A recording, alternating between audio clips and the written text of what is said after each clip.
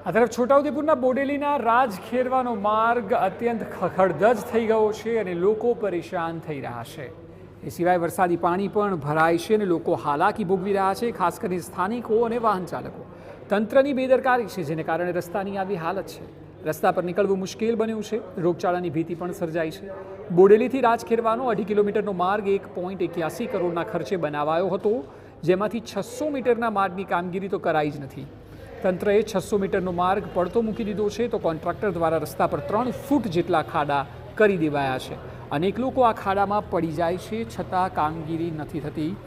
મહત્વનું છે કે આ રસ્તા પર કેટલાક દબાણો હોવાની સ્થાનિક તંત્રે રજૂઆત કરાઈ છે।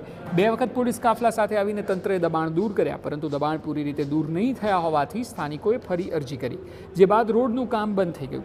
આ વાતને 1 વર્ષ વીતી ગયો, છતાં 600 મીટરનો આ માર્ગ ખખડધજ હાલતમાં છે। અહીં સવાલ ઉઠે છે કે કોન્ટ્રાક્ટરને કામ આપતા પહેલાં તંત્રએ દબાણોની ચકાસણી કેમ ન કરી? માર્ગ પર દબાણ તોડાયા તો કયા માપના આધારે? 1 નહીં 2 વાર દબાણ દૂર કરાયા, છતાં રોડનું સાચું માપ કેમ ન મળ્યું? રસ્તાનું કામ અટકી દેવાયું છે।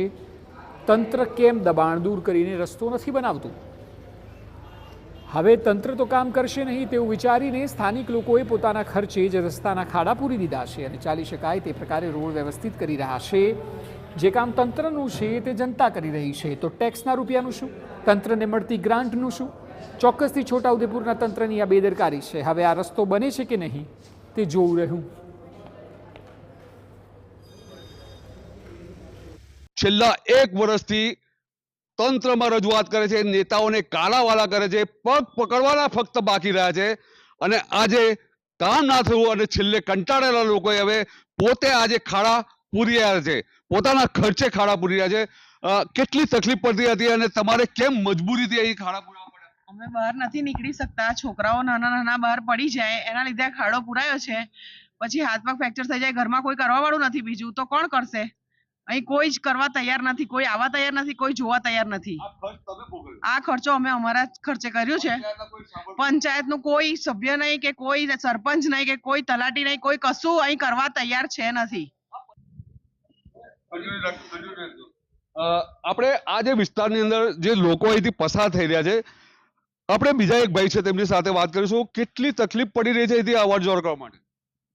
ભાઈ મેં તો અડધો કલાકથી જતા જતા અડધો કલાક અહીં થયો, 2 જગ્યા તો પડતા પડતા બચી ગયો છું અને પછી પાછો સિનિયર સિટી ઉંમર લાયક છું તો હવે કેવી રીતે ગયા? લગભગ એવું સમજો કે 3 ફૂટ જેટલું પાણી ભરાયેલું છે, તો પેન્ટ ઊંચા ચડાવીને ચંપલ કાઢીને હાથમાં પકડીને ગયો છે। અહીં આવા જવાનો રસ્તો છે જ નહીં, પાણી ભરાયેલું 3 ફૂટ, જવાનું કઈ? અને અમારે ઠેઠ દિવાળી બહાર રાજખેરવા રોડ લાગે છે। આ કોઈ વાહન સરકી શકે એવું નથી?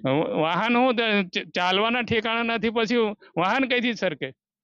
આનું કારણ શું લાગે છે? અરે રાજકારણ રમી રહ્યો, અહીં કોઈ પબ્લિક ને જોવા માટે તૈયાર નથી।